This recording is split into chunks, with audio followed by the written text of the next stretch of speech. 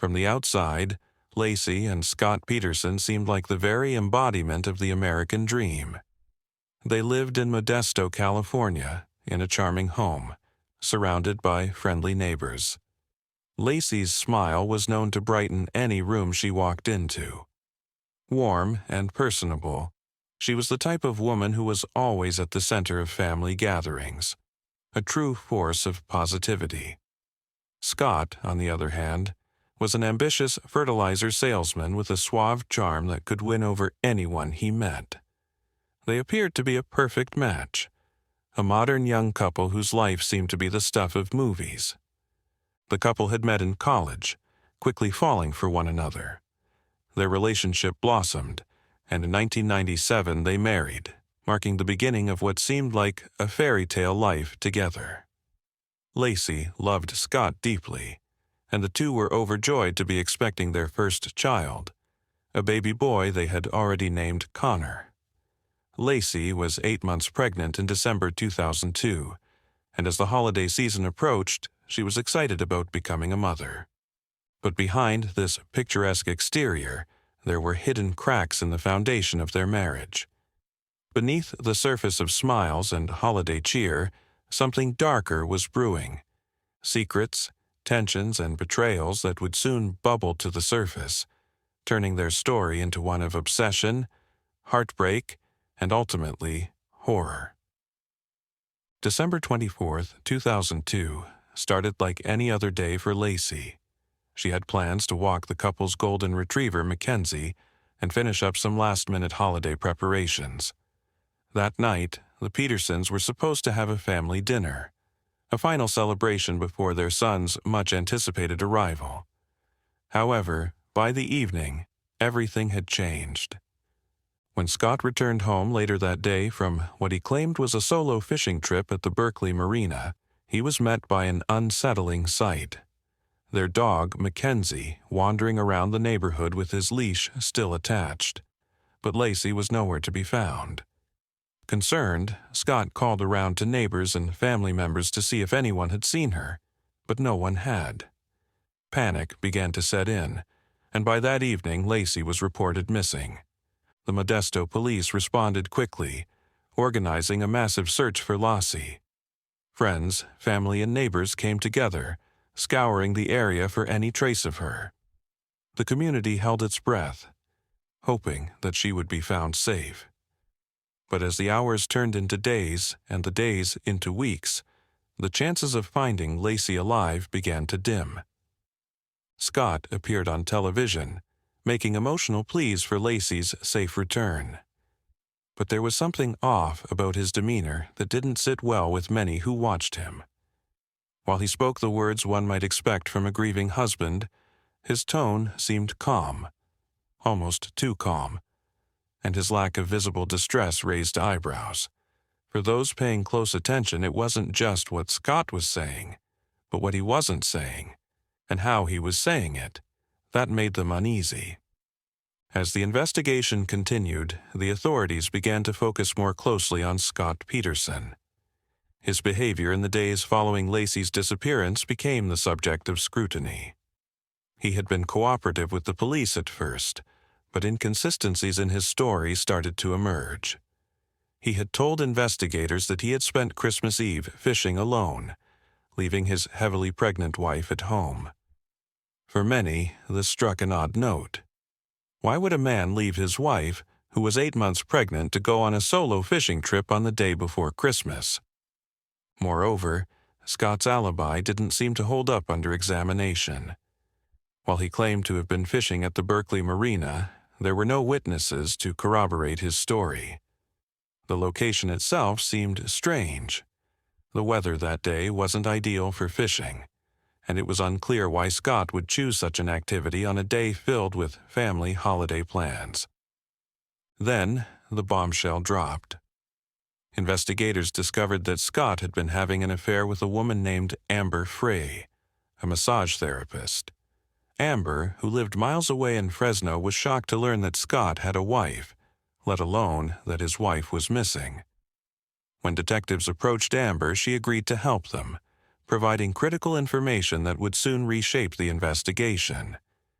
Amber Frey had met Scott in November 2002, just a month before Lacey's disappearance.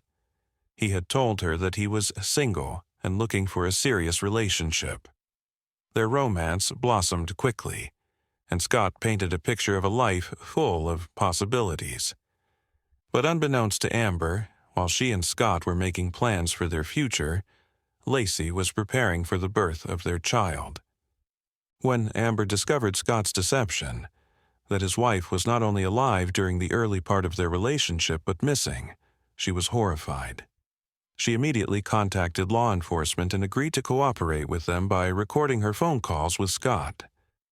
These conversations would later become central to the case against him. In one of the most chilling moments during a New Year's Eve phone call, Scott lied to Amber about his whereabouts. As Modesto residents were holding a candlelight vigil for Lacey, Scott told Amber that he was in Paris, describing the festivities and celebrations as though he were living a carefree life abroad. The juxtaposition between his words and the reality of his missing wife's vigil was shocking. His cold detachment and ability to lie so effortlessly painted a disturbing portrait of a man leading a double life. As the investigation into Scott intensified, so did public interest in the case. The media seized upon every new development, turning the Peterson saga into a national spectacle. Reporters camped outside the Peterson home, and news outlets across the country ran continuous coverage of the search for Lacey. The story had all the elements of a sensational crime drama. A pregnant woman vanishing on Christmas Eve, a handsome husband with a secret lover, and a growing sense of suspicion surrounding his every move. In this media storm, Scott's behavior only fueled the public's growing doubt about his innocence. He appeared emotionless during press conferences, his tone flat and almost indifferent. People began to question whether he was genuinely concerned about finding his wife or if he already knew her fate. Every gesture, every word, and every expression was dissected by armchair detectives and experts alike. But the media frenzy wasn't without consequences. The case was so heavily publicized that it began to raise concerns about whether Scott could ever receive a fair trial. His defense team would later argue that the constant media attention had tainted public opinion, making it impossible to find an impartial jury. But as far as the public was concerned, Scott Peterson was no longer the grieving husband. He was the prime suspect in a murder investigation. For months, the search for Lacey continued without success. Hope was dwindling, but her family and friends refused to give up. Then, on April 13, 2003, the worst possible news came. The bodies of Lacey and her unborn son, Connor, were discovered washed ashore in San Francisco Bay, just miles from the area where Scott had said he had been fishing on Christmas Eve. The remains were in a state of severe decomposition due to the months spent in the water, making it difficult for forensic examiners to determine the exact cause of death. Lacey's body was found first, and her limbs were missing, a grim sign that she had been the victim of a violent act. The next day, the tiny body of Connor was found, eerily intact, with the umbilical cord still attached. It was a discovery that broke the hearts of everyone who had been holding out hope for their safe return. The image of an unborn child, never given the chance to take his first breath, struck a deep chord with the public. The discovery of the bodies in the same area where Scott had claimed to be fishing immediately raised red flags for investigators. While there was no physical evidence directly linking Scott to the crime, no murder weapon, no witnesses, the circumstantial evidence was overwhelming. Scott's alibi, the affair with Amber Frey, his suspicious behavior, and now the location of the bodies all pointed to one conclusion. Scott Peterson had killed his wife and unborn child and disposed of their bodies in the bay. On April 18, 2003, just days after the discovery of Lacey and Connor's remains, Scott Peterson was arrested. Authorities apprehended him near a golf course in La Jolla, California, not far from his family's home. But Scott wasn't looking like the man the public had come to know. His hair was bleached blonde, and he had grown a goatee, changes that suggested he was trying to disguise his appearance. When police searched his car, they found several suspicious items, including large sums of cash, multiple cell phones, and his brother's identification card. The evidence pointed to one thing: Scott was preparing to flee. It seemed as though he had planned to disappear and start a new life, much like the one he had promised to Amber Frey. The calm demeanor he had displayed during the investigation now gave way to something more sinister: a man trying to evade justice. Scott was charged with the murder of his wife and unborn son. As the case moved toward trial, Scott maintained his innocence, insisting that he had nothing to do with Lacey's death. He never once admitted guilt, continuing to push the narrative that Lacey had been the victim of an unknown assailant. Scott Peterson's trial began in June 2004, and it quickly became one of the most highly publicized trials in American history. The prosecution argued that Scott had killed Lacey because he wanted to be free from the responsibilities of marriage and fatherhood. They presented evidence of his affair with Amber Frey and pointed to his behavior in the days leading up to Lacey's disappearance as proof of his guilt. The defense, meanwhile, argued that there was no direct evidence linking Scott to the crime, and that he was being unfairly vilified by the media and public opinion. But despite the defense's efforts, the jury was convinced of Scott's guilt. On November 12, 2004, Scott Peterson was found guilty of first-degree murder for Lacey's death and second-degree murder for Connor's. The verdict was met with a mix of relief and sorrow. Justice had been served, but it couldn't bring Lacey and Connor back. In March 2005, Scott was sentenced to death and sent to San Quentin State Prison, where he remains on death row. The case has continued to captivate the public, spawning books, documentaries, and endless debates about whether justice was truly served. In 2020, Scott's death sentence was overturned by the California Supreme Court, but his conviction was upheld, meaning that he will spend the rest of his life in prison. For Lassie's family, the verdict brought some closure, but the pain of losing their daughter and grandson will never fully heal. They continue to remember Lassie as the vibrant, loving woman she was, a woman whose life was cut short by a man she trusted.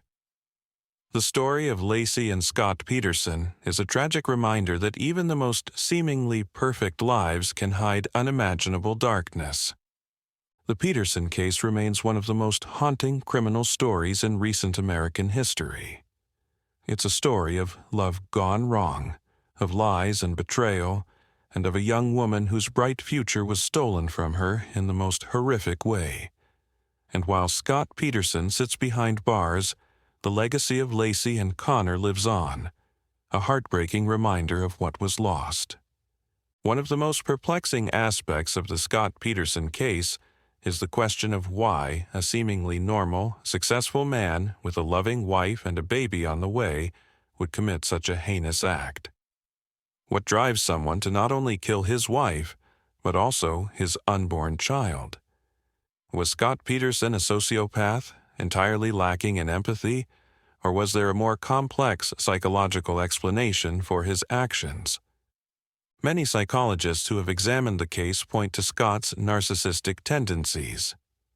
Throughout the trial and the investigation, Scott displayed an eerie lack of emotion, especially for someone whose wife and child were supposedly missing.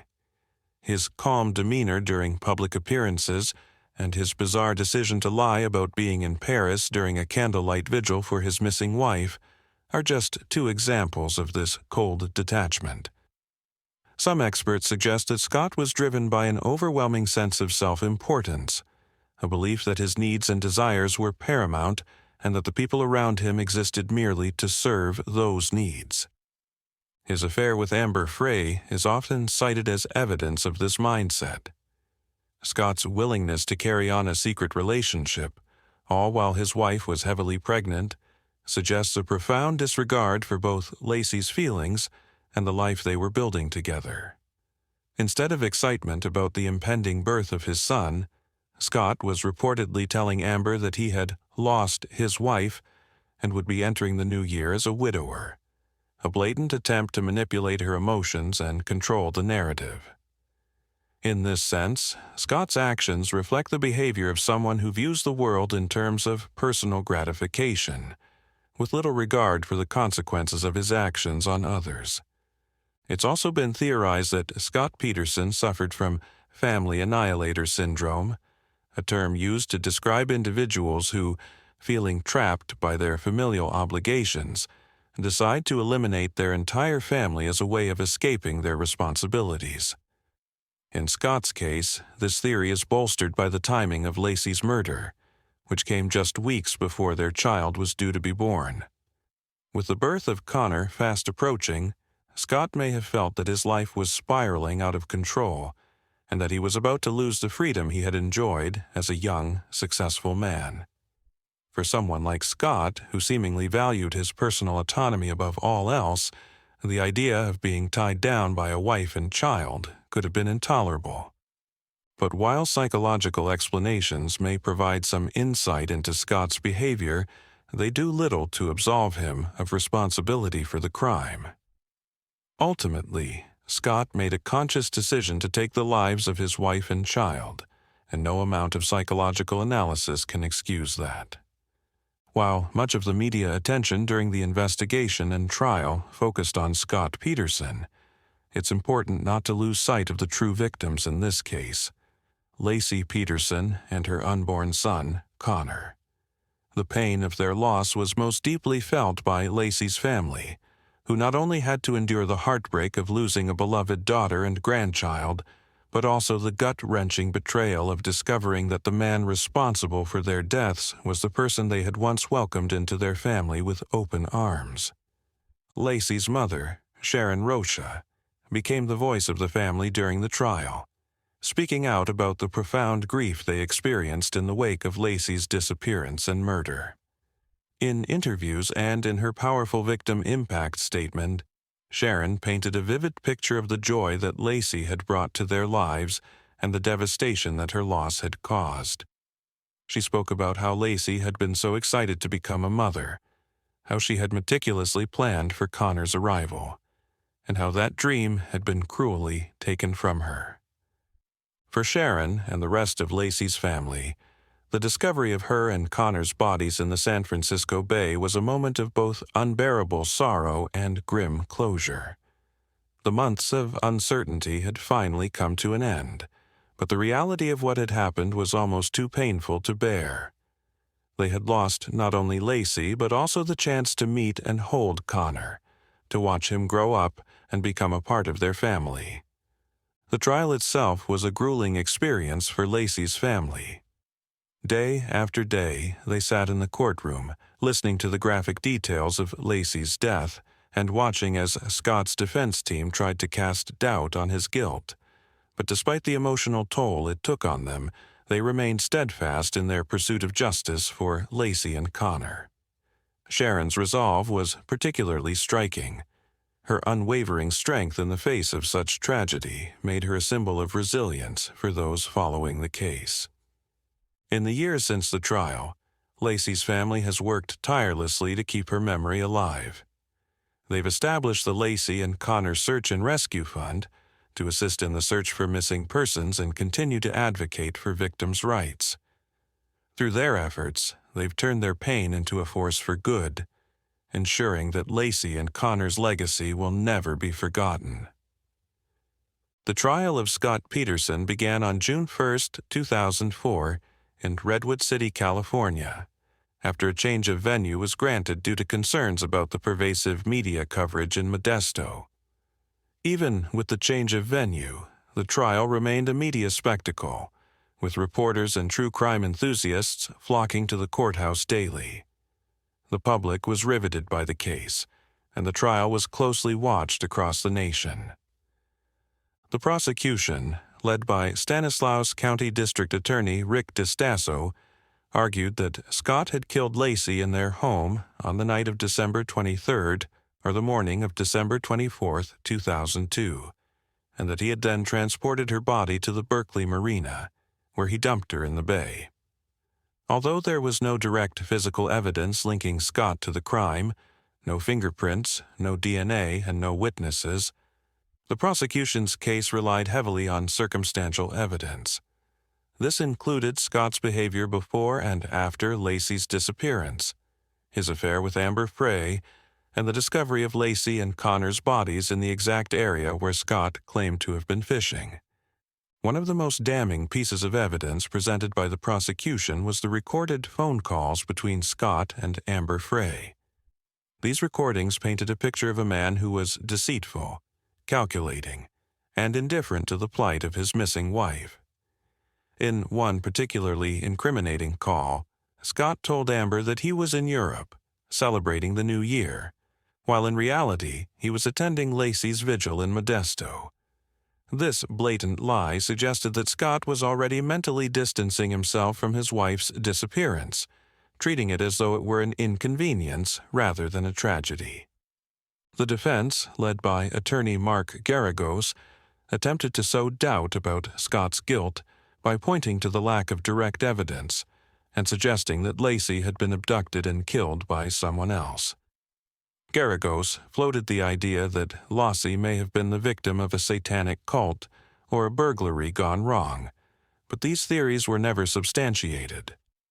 The defense also tried to cast suspicion on the police investigation, arguing that investigators had rushed to judgment and focused on Scott without fully exploring other possibilities. But the defense's efforts were ultimately unsuccessful. The circumstantial evidence, combined with Scott's suspicious behavior, was enough to convince the jury that he was responsible for the murders of Lacey and Connor. On November 12, 2004, after 5 months of testimony and 7 days of deliberation, the jury found Scott Peterson guilty of first-degree murder for Lacey's death and second-degree murder for Connor's. The sentencing phase of the trial began shortly afterward, and on March 16, 2005, Scott was sentenced to death by lethal injection. The jury's decision was based on the belief that Scott had committed a particularly heinous crime, one that warranted the maximum punishment under California law. Even though Scott Peterson was sentenced to death in 2005, his legal battle was far from over. In the years following his conviction, his legal team filed a series of appeals, arguing that his trial had been unfair and that his death sentence should be overturned. Their arguments centered on several key issues, including the extensive media coverage that had surrounded the case and the fact that one of the jurors had allegedly lied during the jury selection process. In August 2020, the California Supreme Court overturned Scott Peterson's death sentence, ruling that the trial judge had made a series of errors during the jury selection process. Specifically, the court found that prospective jurors who opposed the death penalty had been improperly dismissed, which violated Scott's right to a fair trial. However, the court upheld his conviction, meaning that Scott would remain in prison for the rest of his life, even though he would no longer face execution. For Lacey's family, the court's decision was a bittersweet victory. While they were relieved that Scott's conviction had been upheld, the fact that his death sentence had been overturned reopened old wounds. For them, the death penalty had represented a form of ultimate justice, a way to ensure that Scott would never have the chance to hurt anyone else.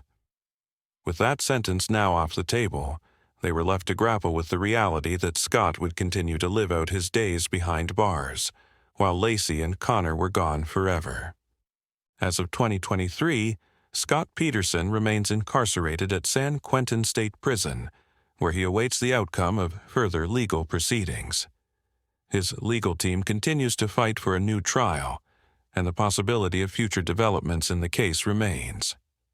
The Scott Peterson case has left a lasting impact on American culture, not only because of the horrific nature of the crime, but also because of the way it was covered by the media and consumed by the public.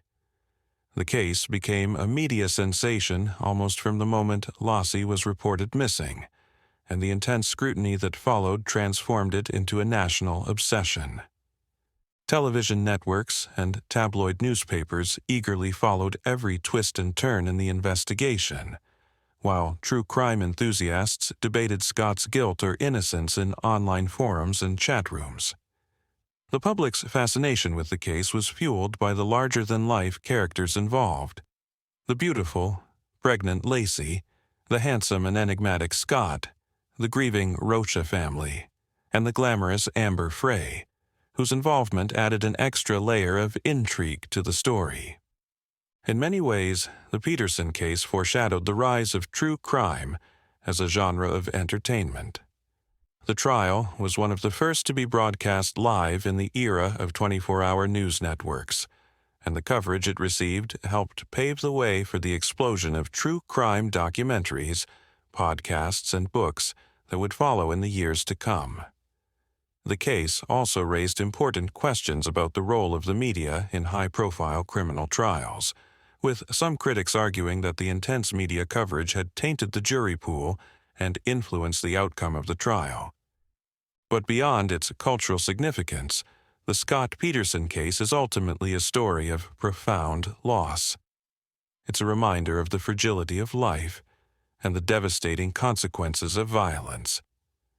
For Lacey's family, the pain of her death will never fully go away, and the question of why Scott chose to take her life remains as baffling as ever. In the end, the legacy of the Peterson case is one of heartbreak and tragedy, but it's also a testament to the resilience of those left behind. Through their advocacy work, Lossie's family has ensured that her memory will live on, and their fight for justice has inspired countless others who have faced similar tragedies. Though Lacey and Connor are gone, their story continues to resonate, reminding us all of the importance of love, family, and the pursuit of justice.